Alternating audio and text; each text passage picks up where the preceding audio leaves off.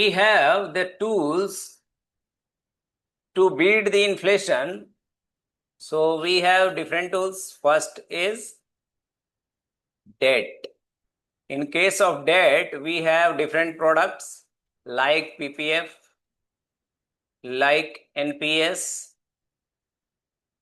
We have other products like recurring deposits.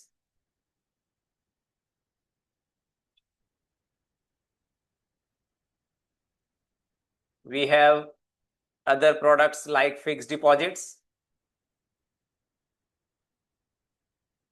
Then we have savings. कुछ क्या करते हैं, सेविंग्स में स्वीप अकाउंट रखते हैं, जो कि ऑटो स्वीप अकाउंट रखते हैं, जो कि सपोज उन्होंने फिक्स कर लिया है कि 1 लाख से ऊपर अगर मेरे सेविंग अकाउंट में वैसा रहेगा, वो डिपॉजिट हो जाएगा, शॉर्ट टर्म डिपॉजिट अकाउंट में चला जाएगा।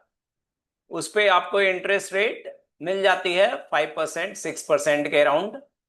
और जब सेविंग्स में है तो आपको मिलती है इंटरेस्ट रेट 3%। एफडी पे मिल रहा है अगर आपको 7% का रिटर्न, रेकरिंग डिपॉजिट पे 5% का, एनपीएस पे आपको मिल रहा है 7.5% to 8% का, पीपीएफ में मिल रहा है 8% का रिटर्न। सिमिलरली सुकन्या खाता है, उसमें आप बच्चों के नाम से इन्वेस्ट करते हो तो आपको मिलता है 8% और 8.8% का। तो ये हमारी रिटर्न है। और इसमें कुछ कुछ हैं जिस पर कि आपको टैक्स पे करना पड़ता है, जो इंटरेस्ट आप अर्न कर रहे हैं, जैसे कि fix deposit, recurring deposit, savings account, sweep account, इन सब पे ये इंटरेस्ट इनकम जो है वो टैक्सेबल है। सो जो इफेक्टिव रिटर्न है आफ्टर टैक्स, पोस्ट टैक्स, वो तो बहुत कम है। टैक्स तो गवर्नमेंट ले गई, आपके पास रिटर्न आई कितनी, 4 to 5%, दैट्स ऑल। और it can't beat the inflation, it can't beat the inflation. आपकी सुकन्या खाते पे जो पैसे हैं, जब आप बाद में निकालते हैं तो वो टैक्सेबल नहीं होती है, वो एग्जेम्प्ट होती है। जब बच्ची के नाम से आपने डिपॉजिट किया, 18 साल के बाद जो मिलती है पैसे, वो एग्जेम्प्ट होती है। तो आपको यहाँ पे ये 8.25% रिटर्न जनरेट किए। सिमिलरली पीपीएफ के पैसे जब आप लॉक इन पीरियड के बाद आप निकालते हो, यहाँ पे लॉक इन पीरियड है अप टू 18 ईयर्स, आप उसके बीच में पैसे नहीं निकाल सकते हो, ये भी आप याद रखिएगा। सिमिलरली 15 ईयर्स का लॉक इन पीरियड है पीपीएफ में, आप उसके पहले पैसे नहीं निकाल सकते हैं। और इसमें भी जो 15 ईयर्स के बाद जो पैसे मिलते हैं विथ इंटरेस्ट, वो एग्जेम्प्ट होते हैं। तो आपको 8% एग्जैक्टली मिला। आपको एनपीएस पे जो पैसे मिल रहे हैं आफ्टर रिटायरमेंट, वो 7.5% मिल रहा है। सुकन्या में भी आपको मिल रहा है। But all these products have lock in period, long lock in period. ये आप याद रखिएगा कि इसमें लिक्विडिटी जो है वो नहीं है। इन सारे प्रोडक्ट्स में लिक्विडिटी की प्रॉब्लम है, लिक्विडिटी नहीं है। आपकी रिटर्न तो आ रही है 7-8% के अराउंड में, लेकिन लिक्विडिटी नहीं है, लॉक इन पीरियड है। आपको लॉक इन पीरियड बहुत लंबे टाइम के लिए आपको रखना पड़ता है, 15 साल, 18 साल, इस तरह की। तो लॉक इन पीरियड है, लिक्विडिटी नहीं है, और around it is something around, ये इन्फ्लेशन को बीट कर रही है। अगर आप अपना कंज्यूमर इन्फ्लेशन का रेट लेंगे तो yes, it is beating by 2 to 3%। तो ये इन्फ्लेशन को बीट कर रही है। अब हम आते हैं दूसरे प्रोडक्ट को लेते हैं, जैसे कि इक्विटी को ले रहे हैं, रियल एस्टेट को पहले लेते हैं।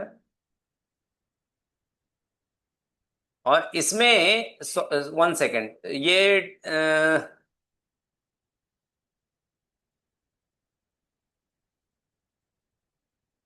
अच्छा, इसमें जो डेट में इन्वेस्ट करने का तरीका क्या है, हाउ टू इन्वेस्ट, तो आपके पास कैश है, वो आपने बैंक में डिफरेंट प्रोडक्ट्स हैं, जैसे पीपीएफ का अकाउंट आपने ओपन करवा लिया, या सुकन्या का अकाउंट ओपन करवाया, या फिर आपने एनपीएस का अकाउंट ओपन करवाया, एफडी अकाउंट ओपन करवाई, ये तो बैंक में जाएंगे, बैंक के पास डिफरेंट प्रोडक्ट्स हैं। आप किसी भी प्रोडक्ट में आप पैसे डिपॉजिट करेंगे और वो पैसे आपको मिल जाएंगे। वो उस अकाउंट में खुलवाने के लिए क्या चाहिए आपको, पैन कार्ड चाहिए और आधार कार्ड चाहिए।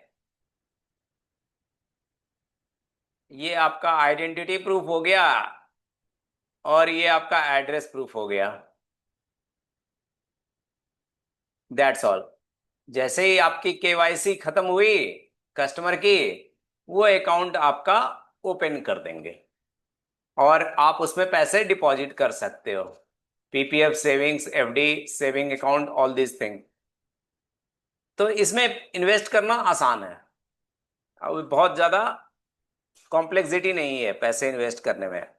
और चूंकि कॉम्प्लेक्सिटी नहीं होती है, तो लोग जो प्रोडक्ट इजी है इन्वेस्ट करने में वहीं जाके पैसे इन्वेस्ट कर देते हैं। तो इसमें क्या क्या फायदा है, क्या क्या बेनिफिट है इन्वेस्टर को, वो आप समझिए कि क्यों सबसे ज्यादा पैसे इसी प्रोडक्ट में होते हैं। अगर इंडिया में चार एसेट क्लासेस हैं, डेट, रियल एस्टेट, इक्विटी और गोल्ड, तो सबसे ज्यादा पैसे आपको डेट में ही लगे हुए हैं। चाहे वो गवर्नमेंट के अपने पैसे हों, या फिर बैंक के पैसे हों, या फिर कॉरपोरेट्स के पैसे हों, या फिर प्राइवेट पीपल जितने भी हैं उनके पैसे हों। बेनिफिट क्या है, इजी टू इन्वेस्ट, बहुत ज्यादा दिमाग नहीं लगाने का है, पूछने का है बैंक से कि भाई आप कितना इंटरेस्ट दे रहे हो इस प्रोडक्ट पे, और आपने अकाउंट ओपन किया, इंक्वायरी आपने की इंटरेस्ट रेट की, और आपने अकाउंट ओपन किया, और भाई पैसे आपने डाल दिए लाकर, कैश डिपॉजिट कर दिया या ट्रांसफर कर दिया, तो आपके इन्वेस्ट हो गए। इसमें बहुत ज्यादा कॉम्प्लेक्सिटी नहीं है। अब हम लोग आते हैं दूसरे प्रोडक्ट में कि क्यों कॉम्प्लेक्सिटी बढ़ जाती है दूसरे प्रोडक्ट की। अब मैं पहला प्रोडक्ट लेता हूं, रियल एस्टेट।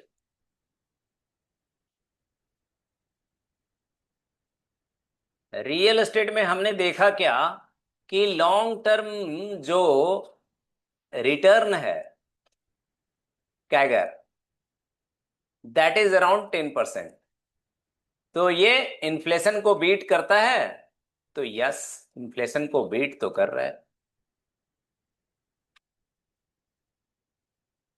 अब रियल एस्टेट में क्या क्या प्रोडक्ट्स होते हैं, प्रोडक्ट्स ऑफ रियल एस्टेट, कि आप रियल एस्टेट में कहाँ कहाँ इन्वेस्ट कर सकते हो, products of real estate. Correct. तो सबसे पहली आती है रियल एस्टेट में लैंड,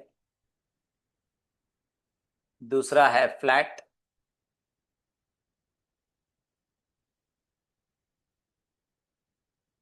थर्ड है हाउस। तो आप इस तरह से इन्वेस्ट कर सकते हो different different products real estate की। अभी क्या है कि जो इसमें एक चीज ध्यान रखिए कि जो होम होता है फॉर सेल्फ यूज,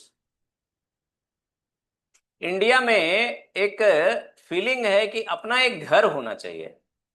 हर आदमी अपना घर, वो पूरी कमाई जिंदगी की लगा देता है, सबसे पहले उसको जॉब मिलेगी, जॉब मिलेगी सबसे पहले वो होम लोन लेगा, और होम लोन लेकर वो एक फ्लैट खरीदेगा या हाउस खरीदेगा, और वहीं से वो उसके ऊपर एक लोन स्टार्ट हो गया। उसकी बर्डन जो है वो कंटिन्यूअस रहेगी 10, 12, 15 ईयर्स तक के लिए। और उसको वो समझता है कि ये मेरी इन्वेस्टमेंट है। But home is not an investment. क्यों नहीं है इन्वेस्टमेंट, वो बताता हूं मैं। ये इन्वेस्टमेंट क्यों नहीं है? Home is not an investment. इसका रीजन क्या है कि होम में जब आप सेल्फ यूज के लिए लेते हो तो आप रेंट तो अर्न कर नहीं रहे हो, उस पे रेंट नहीं मिल रहा है आपको। दूसरा, you don't intend to sell, no intention to sell this property. तो जब आप उसको सेल ही नहीं करेंगे कभी, और कभी आपको रेंट मिलेगा ही नहीं, तो ये इन्वेस्टमेंट कहां से हो गई? इन्वेस्टमेंट तो वहां है ना जब आपको एप्रिशिएट कर गया, और जब आपको रिक्वायरमेंट आई आप सेल करके निकल रहे हो। Investment is that. सो यहां पे क्या है कि नो लिक्विडिटी, लिक्विडिटी है ही नहीं, किसी भी तरह से नहीं है लिक्विडिटी होम में, और ना ही कोई इनकम है, नो इनकम। तो ये इन्वेस्टमेंट है ही नहीं। ये एक मिथ है लोगों के दिमाग में कि home is investment. Home is not an investment. ये एक इंडियन में ये एक कंफ्यूजन है। अब आ जाती है बात कि हाउस और लैंड, इसको जब आप परचेज करते हैं तो आपको लॉन्ग टर्म रिटर्न 10% जनरेट कर रही है, और ये इन्फ्लेशन को बीट भी कर रहा है, बीटिंग द इन्फ्लेशन। ठीक है, बिकॉज इन्फ्लेशन का रेट जो है वो तो 5% ही है। इन्फ्लेशन रेट जो है 5% है, और ये कैगर जो है 10% का है। तो आप सपोज करो 100 रुपीज आपने इन्वेस्ट किया रियल एस्टेट में, ओके, और अगर ये 10% के हिसाब से रिटर्न जनरेट करती है, तो आफ्टर 7 इयर्स ये रियल एस्टेट हो जाएगी 200 की। ओके, और ये जो इन्फ्लेशन है वो आफ्टर 14 इयर्स, आफ्टर 7 इयर्स ये करीब करीब पहुंचेगी आपके वन। सपोज करो कि 100 का था एक्सपेंस भी उस समय, तो वो एक्सपेंस अगर इन्फ्लेशन रेट के हिसाब से लिया जाए तो 7% पे ये 150 पहुंचता है। तो आपके पास after 7 years real estate sale करके 200 रुपीज मिलेंगे, और एक्सपेंस है उस समय 150। तो basically spare money you have 50। So ये रियल रिटर्न हुई आपकी। ये रियल रिटर्न हुआ कि आपने इन्वेस्ट किया और हाथ में 50 रुपीज सेविंग हुई after incurring the expenses after 7 years. ठीक है, तो real estate is beating the inflation, ये तो ठीक है। लेकिन अब आते हैं कि how to invest in land property और हाउस प्रॉपर्टी, राइट। ये बड़ा ट्रिकी सिचुएशन है कि हाउस प्रॉपर्टी या लैंड प्रॉपर्टी में आप इन्वेस्ट कैसे करोगे।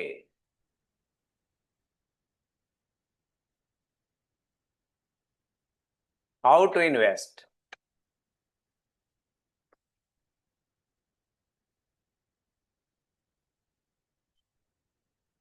तो इसमें क्या है कि लैंड प्रॉपर्टी जब भी आप खरीदते हो, या हाउस की प्रॉपर्टी जब भी आप खरीदते हो, तो आपको 3 चीजों को चेक करना पड़ता है। उसकी टाइटल, जो सेलर है उसके पास जेन्यून टाइटल है कि नहीं है सेल करने का। उसके पास जो सेलर सेल कर रहा है वो एक्चुअल में सेलर है भी कि नहीं है, उसके पास वो प्रॉपर्टी का टाइटल है कि नहीं है, उसकी ऑनरशिप है कि नहीं है, वो जेन्यून ऑनरशिप है कि नहीं है। दूसरी, पजेशन, उस आदमी के पास उस प्रॉपर्टी की टाइटल तो है, वो उसका ऑनर तो है, लेकिन जमीन उसके पोजीशन में है कि नहीं है। वो बंदा उस जमीन के ऊपर उसका कब्जा है कि नहीं है, कि वो ऑनरशिप तो किसी और की है और कब्जा किसी और का है, कोई और बंदा है। तो वो दूसरी चीज ये चेक करनी पड़ती है। तीसरी चीज चेक करनी पड़ती है इनकम्ब्रेंस, कि उसने इस प्रॉपर्टी को कहीं मॉर्गेज दे रखा है कि नहीं दे रखा है। सपोज उसके पास टाइटल भी है, उसके पास पोजीशन भी है, लेकिन वो आपको जब सेल कर रहा है वो प्रॉपर्टी उसने मॉर्गेज दे रखी है।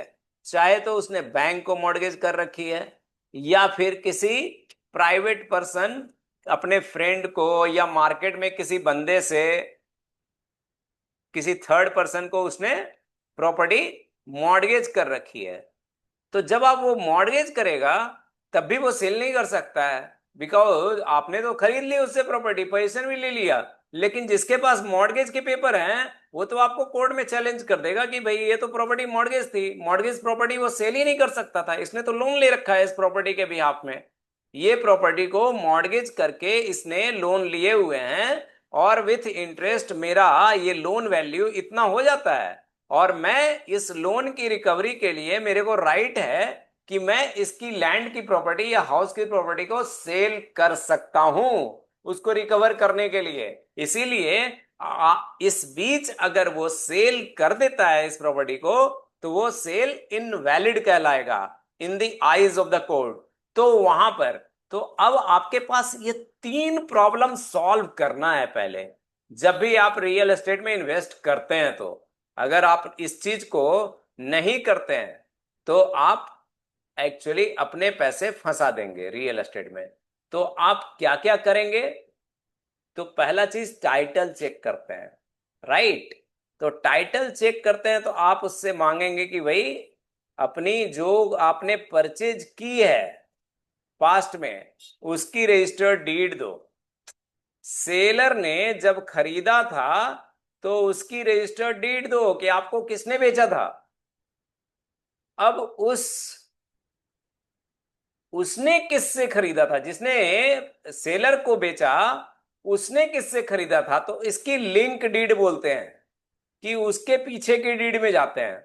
और एटलीस्ट बैंक जब वेरिफिकेशन करती है तो 3 लेयर पे, पास्ट के 3 लेयर पे जो सेल ट्रांजैक्शन हुई है वहां तक जाती है बैंक की, लास्ट की 3 डीड तक जाती है, कि उसके पीछे लिंक डीड, कि उसके पीछे किसने खरीदा, उसके पीछे किसने खरीदा, उसके पीछे किसने खरीदा, वहां तक जाती है बैंक। लेकिन आपको उसके पीछे भी जाना है, और कब तक जाते रहना है?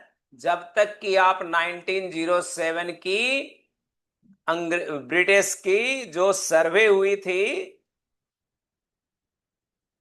उस सर्वे के कागज तक देखना है खतियान में, कि वहां पर उस कागज पे ऑनर का नाम किसका है, और ये लैंड प्रॉपर्टी किस तरह की है, ये प्राइवेट पर्सन की लैंड प्रॉपर्टी है, या खतियान में ये गवर्नमेंट की लैंड प्रॉपर्टी है, या ये पब्लिक प्रॉपर्टी है। ये अंग्रेजों ने हर प्रॉपर्टी का डिमार्केशन किया हुआ है। आप समझ लो कि 100 इयर्स बैक, 125 इयर्स बैक क्या टेक्नोलॉजी होगी उसने, कि पूरे इंडिया की एक एक लैंड को, कि ये प्रॉपर्टी क्या कैरेक्टर रखता है, वो सब कुछ उसने पेपर के थ्रू डिनोट कर दिया, कि ये प्रॉपर्टी है, ये पार्क है, ये नदी है, ये तालाब है, ये पब्लिक रोड है, ये प्राइवेट पर्सन की प्रॉपर्टी है, ये गवर्नमेंट प्रॉपर्टी है, ये रेलवे प्रॉपर्टी है, ये आम का बगीचा है। एवरीथिंग उसने उस प्रॉपर्टी की सर्वे में मेंशन किया हुआ है। और बेसिकली क्या होता है, फ्रॉड जो है इस लैंड पे, पब्लिक क्या करती है, गवर्नमेंट प्रॉपर्टी को ही सेल करना शुरू कर देती है, पब्लिक प्रॉपर्टी को सेल करना शुरू कर देती है। आप तो उसको खरीद लिए और बाद में गवर्नमेंट का नोटिस आ गया 2 4 5 साल 10 साल के बाद, कि भाई ये गवर्नमेंट की लैंड अब गवर्नमेंट को चाहिए, आपने गलत खरीद लिया है, आप कुछ नहीं कर सकते हो, गवर्नमेंट उस प्रॉपर्टी को एक्वायर कर लेगी। तो बेसिकली आपको किसी प्राइवेट पर्सन की ही प्रॉपर्टी आप खरीद बिक्री कर सकते हो। अब आपको वहां से देखना है कि 1907 में उस प्राइवेट पर्सन किस नाम से था, उसने किसको सेल की थी सेल डीड के थ्रू, और उसने फिर सेल डीड किसके थ्रू की थी। तो इस प्राइवेट पर्सन से लेकर इस सेलर तक कितनी भी सेल डीड हुई है, वो सारी सेल डीड को आपको चेक करना है। और आप ये सारी सेल डीड का रिकॉर्ड गवर्नमेंट के पास होता है, रजिस्ट्री ऑफिस में ये सारे रिकॉर्ड होते हैं। और सेल डीड के नंबर से आप सारे रिकॉर्ड्स पता कर सकते हो। तो इस तरह से आप टाइटल फिक्स करते हैं। अब आ जाते हैं पोजीशन की, कि पोजीशन कैसे चेक करते हैं। तो पोजीशन क्या करते हैं, एक होती है जमाबंदी। जमाबंदी कि ये प्रॉपर्टी आज के डेट में रजिस्टर 2 में किसके नाम से मेंशन है, किसके नाम से ये जमा है ये प्रॉपर्टी, इसको बोलते हैं जमाबंदी। Who is the owner on the paper, वो जमाबंदी के कागज चाहिए, रजिस्टर 2 के कागज चाहिए। और सर्किल ऑफिस में जो टैक्स रिसीट पे हो रही है, वो टैक्स रिसीट किसके नाम से पे हो रही है, कौन पे कर रहा है उस टैक्स रिसीट को, और टैक्स रिसीट पे किस पर्सन का नेम मेंशन है, वो शो करता है कि पोजीशन किसका है। तो आप पोजीशन भी चेक कर सकते हैं इस तरह से, रजिस्टर 2 के पेपर से, जमाबंदी से, और सर्किल ऑफिस के टैक्स रिसीट से आप पोजीशन देखते हो।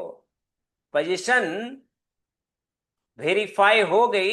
अब पोजीशन, ये तो पेपर पे पोजीशन है, ये पोजीशन जो है ये पेपर की पोजीशन है, पेपर पे आपने चेक किया। लेकिन एक्चुअल में, आप पेपर पे तो आप ही हो, लेकिन एक्चुअल में कोई दबंग आदमी ने उस प्रॉपर्टी को कब्जा कर रखा है अपने दम पे, कि भाई इस प्रॉपर्टी पे कोई आएगा तो गोली मार दूंगा। अब आप क्या करोगे, या ये प्रॉपर्टी पे कोई केस चल रहा है सपोज, ऑलरेडी आपको पता नहीं है, ये प्रॉपर्टी जो सेल कर रहा है, सेलर की कोई दूसरा बंदा क्लेम किया हुआ है कि ये प्रॉपर्टी हमारी है, उसके पास कुछ और पेपर हैं, उसने दिखा रखा है कि जो बंदा अभी है जिसने सेल किया है उसने किसी और को पहले भी सेल कर रखा है, और उसको वो अब पोजीशन दे नहीं रहा है। तो किसी भी तरह की डिस्प्यूट हो सकती है, और वो केस चल। Hello, hello. तो आपको ये भी देखना है, तो आप पहले क्या करते हो, प्रैक्टिकली उस लैंड पे जाते हो, उस पर्टिकुलर लैंड को खरीदना है, और लैंड को अपनी उस लोकेलिटी में जाकर आप नेबर्स वगैरह से पता करते हैं कि भाई इस प्रॉपर्टी में किसी तरह का कोई डिस्प्यूट तो नहीं है, कोई तरह की परेशानी तो नहीं है। एक चीज वो, दूसरी, आप थोड़े पैसे एडवांस करके आप उस प्रॉपर्टी को बाउंड्री करते हो, कि भाई मैं बाउंड्री करूंगा, तो कोई थर्ड पार्टी अगर इस प्रॉपर्टी में इंटरेस्टेड होगा तो मेरे से आके पूछेगा कि बाउंड्री कैसे, किसके पूछने से कर रहे हो। तो आप बाउंड्री करते हो, तब भी कुछ क्लियर हो जाता है कि ये प्रॉपर्टी में पीसफुल पोजीशन सेलर का है कि नहीं है। लोकेलिटी में आपने चेक किया एक आसपास के बंदों से, दूसरा आपने बाउंड्री कर दी, तीसरा आप उस पे कुछ मतलब वैसे ही कुछ काम अपना करना शुरू कर दो कुछ, मतलब। तो इसमें बेसिकली आप टाइम स्पेंड करो इस चीज में, 3 to 4 months, 2 to 3 months, कि कोई भी प्रॉब्लम हो तो आपको पता चल जाए। तीसरा चीज है कि आप प्रॉपर्टी पर जब आप खुद जाते हो और आप उस पे थोड़ा टाइम स्पेंड करो, उस प्रॉपर्टी पे टाइम स्पेंड करो और फील करो कि आपको कैसा फील हो रहा है। Do you get any negative vibes, और you get the positive vibes. ये भी आपको एक एक फीलिंग जनरेट करती है कि प्रॉपर्टी पे कोई तरह की प्रॉब्लम नहीं है। ठीक है, ये हुई पोजीशन की कहानी, कि आपने फिजिकली ये सारे काम किए, कि नेबर से आपने पता किया, बाउंड्री करे, आपने प्रॉपर्टी पर टाइम स्पेंड किया, ये सारे पेपर चेक किए, जमाबंदी के, रजिस्टर 2 के, सर्कल ऑफिस के, टैक्स रिसीट के। उसके बाद आते हैं इनकम ब्रेंस। अगर आपने बैंक से इनकम ब्रेंस करवाया है, तब आपको क्या करना पड़ेगा कि लास्ट 30 इयर्स के इनकम ब्रेंस के पेपर बैंक रजिस्ट्री ऑफिस से निकलवा कर चेक करना पड़ता है कि कभी ये प्रॉपर्टी मॉर्गेज रखी गई थी या नहीं रखी गई थी। ये वकील करते हैं। अगर आप बैंक से लोन लेने जाते हैं तो बैंक इस सारे प्रोसेस को करती है। बैंक ये सारे डॉक्यूमेंट आपसे मांगेगी, रजिस्टर्ड डीड मांगेगी, उसके पीछे की 3 लिंक डीड मांगेगी, वो रजिस्टर्ड 2 के कागज मांगेगी, सर्किल ऑफिस के टैक्स रिसीट मांगेगी, उसके बाद इनकम्बरेंस के लास्ट 30 इयर्स के पेपर वो मांगेगी। और ये सारे कागज जो हैं वो आपको उस वकील को देने पड़ते हैं, बैंक के वकील को। और तब फिर बैंक अपनी रिपोर्ट बनाती है कि हाँ ये प्रॉपर्टी ठीक है और इसको बैंक मॉर्गेज कर सकती है और बैंक इस प्रॉपर्टी पर लोन दे सकती है। तब आप उस प्रॉपर्टी पर लोन लेने के लिए एंटाइटल्ड होते हो। अदरवाइज अगर इस प्रॉपर्टी के इतने सारे कागज में से अगर कुछ भी मिसिंग हुआ तो बैंक ना कर दे सकती है कि नहीं भाई मैं तो लोन नहीं दूंगा। फिर अगर आपने ये प्रॉपर्टी मॉर्गेज किसी थर्ड पार्टी को कर रखी है, इसका पता कोई भी नहीं लगा सकता है।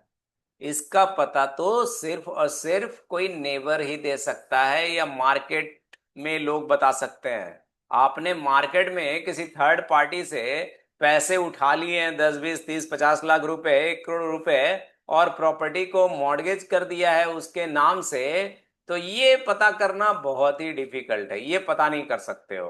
तो ये भी एक बड़ा और उसने मॉर्गेज पहले कर रखा है और सेल आपको कर दिया है।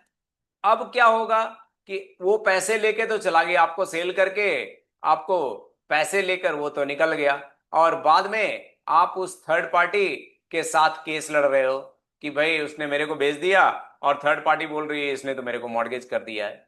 इवन क्या करते हैं सेलर कि एक ही प्रॉपर्टी को 2 3 लोगों को सेल कर देते हैं और तीनों लोगों से पैसे उठा के चल देते हैं वो। तो वैसे भी केसेस होती है। तो आप समझिए कि कितना डिफिकल्ट है रियल एस्टेट में इन्वेस्ट करना।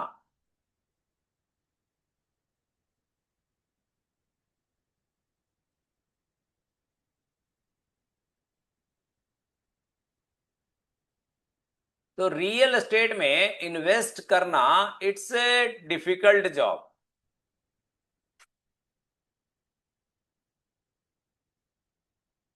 Difficult to invest.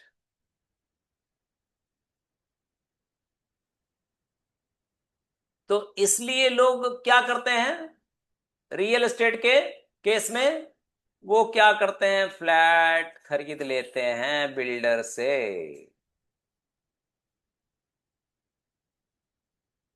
और बिल्डर क्या करता है कि वो उनको रेरा एक्ट में रजिस्टर करना पड़ता है अपने आप को। पहले रजिस्टर करेंगे रेरा में गवर्नमेंट की साइड से, और गवर्नमेंट ने रेरा के अंडर में बहुत सारे रूल रेगुलेशन बना रखे हैं सेलर बिल्डर के लिए कि वो फ्लैट किस किस कंडीशन पे सेल करेगा और कब बना के देगा और कैसे सेल करेगा। और ये फ्लैट जब रेरा में रजिस्टर्ड रहते हैं तब आपको ये सारी ऊपर की जितनी परेशानी थी, जब आप बिल्डर से, जो रेरा में रजिस्टर्ड बिल्डर है, रेरा रजिस्टर्ड बिल्डर, उससे जब आप खरीदते हो तो आपको टाइटल चेक करने की जरूरत नहीं है, पोजीशन चेक करने का जरूरत नहीं है, और आपको इनकम्बरेंस चेक करने की जरूरत नहीं है, मॉर्गेज चेक करने की जरूरत नहीं है, और आपको फ्लैट आप खरीद लेते हो, परचेज कर सकते हो। लेकिन प्रॉब्लम क्या होती है कि फ्लैट की एक सेल्फ लाइफ है, वो लैंड नहीं है।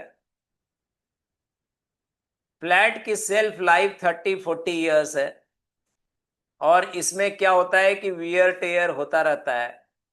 उस कंस्ट्रक्शन की अपनी एक लाइफ है, और उसके सीमेंट बालू झड़ेंगे, वो पेंट, वो मकान धीरे धीरे वो डैमेज होता है। और आप जब उस डैमेज्ड मकान को आफ्टर 15-20 ईयर्स पे सेल करने जाते हो, तो पता चला आपने 1 CR में खरीदा था, और 15-20-25 ईयर्स के बाद वो प्रॉपर्टी काफी वेयर एंड टेयर हो गई है, और पता चला 75 लाख में बेच के निकल रहे हो आप। तो क्या हुआ कि आपने इन्फ्लेशन को क्या बीट किया, उल्टा आप तो लॉस इनकर कर रहे हो। सिर्फ क्या आपको रहेगा बेनिफिट कि भाई आप उस फ्लैट में स्टे किए थे, रहे थे, आपने क्वालिटी टाइम अपने फैमिली के साथ स्पेंड किया है, दैट्स ऑल। पीसफुल पोजीशन था फैमिली के साथ, और कुछ भी नहीं है। लेकिन वो इन्वेस्टमेंट जो है वो आपको बहुत अच्छी रिटर्न नहीं देगा। सपोज 1 करोड़ का आपको उस समय 1 करोड़ ही मिलता है 15 साल 20 साल के बाद, फिर भी आपको लॉस ही है। क्योंकि वो, अगर आप इन्फ्लेशन की रेट से भी निकालेंगे ना, तो 1 करोड़ 2 रुपये हो 2 करोड़ हो जाता है। 5% के हिसाब से भी अगर आप किसी प्रोडक्ट में डालते, तो 1 करोड़ 2 CR हो जाता। लेकिन चूंकि आपने फ्लैट में डाला है, 20 ईयर्स के बाद उस फ्लैट की लाइफ कम हो गई है, और वो धीरे धीरे उस मकान में डैमेज शुरू हो गया है, इसीलिए वो अब 1 करोड़ में ही सेल हुआ है। बाकी उसके बगल के नए फ्लैट हैं जो 2 करोड़ 2.5 करोड़ में सेल हो रहे हैं, लेकिन आपकी पुरानी प्रॉपर्टी है इसलिए 1 करोड़ में सेल हो रही है। तो ये इन्वेस्टमेंट बेकार है। फ्लैट की इन्वेस्टमेंट आपको करनी है तो लैंड में इन्वेस्ट करो, और लैंड में आपको इतनी सारी प्रॉब्लम्स आती है जब आप लैंड खरीदने जाते हो, इसीलिए real estate investment is a very tricky. अब हम आते हैं अपने तीसरे एसेट क्लास की तरफ, और तीसरा एसेट क्लास है हमारा, वो है गोल्ड।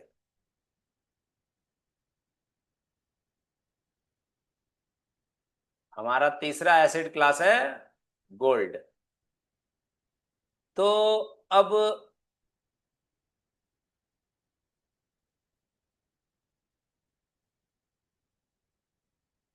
गोल्ड के केस में हम देखते हैं कि गोल्ड में हम कैसे इन्वेस्ट कर सकते हैं। गोल्ड में हमारे पास इन्वेस्टमेंट का तरीका क्या होता है, एक होता है ETF।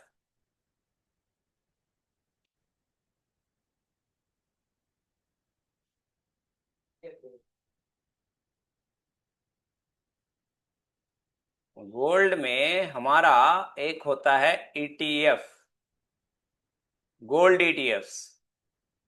दूसरा होता है म्यू गोल्ड की आप 999 प्योरिटी की आप बिस्किट ले खरीद लेते हो। फिर क्या करते हो कि आप 14 कैरेट या 18 कैरेट या 22 कैरेट के आप ज्वेलरी में इन्वेस्ट करते हो। बिस्किट्स भी होते हैं, ब्रिक्स भी होते हैं ये, और ETF और ज्वेलरी आप खरीदते हो। तो गोल्ड में आप ये 3 तरीके से इन्वेस्ट कर सकते हो। ETF क्या होता है? ठीक है। ETF होती है कि ये एक्सचेंज ट्रेडेड फंड्स है।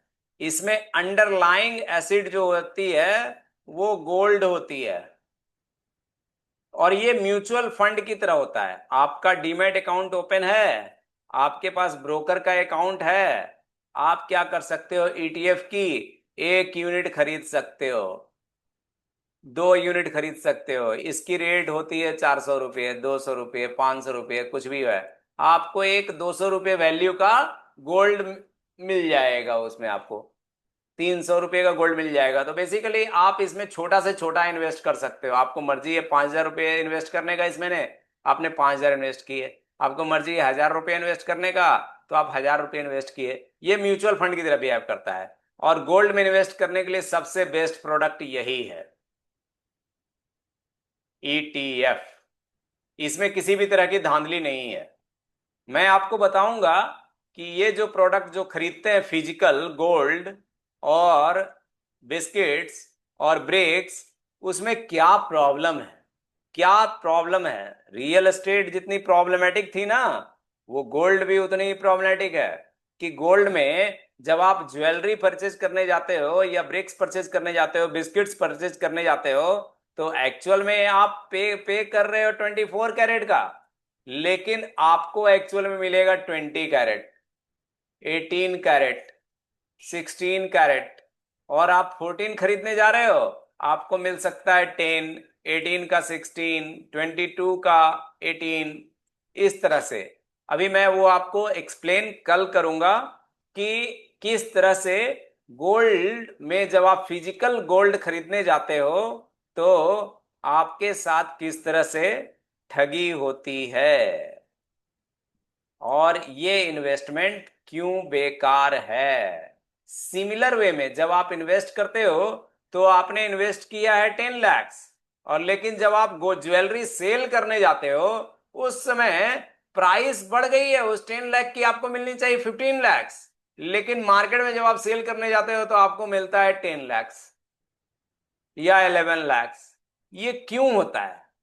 सेल के टाइम पे उतनी प्राइस मिलती नहीं है। सेल के टाइम पे गोल्ड का वैल्यू सपोज करो 50,000 रुपए था, और अभी 15 लाख के टाइम पे गोल्ड का वैल्यू 75,000 है।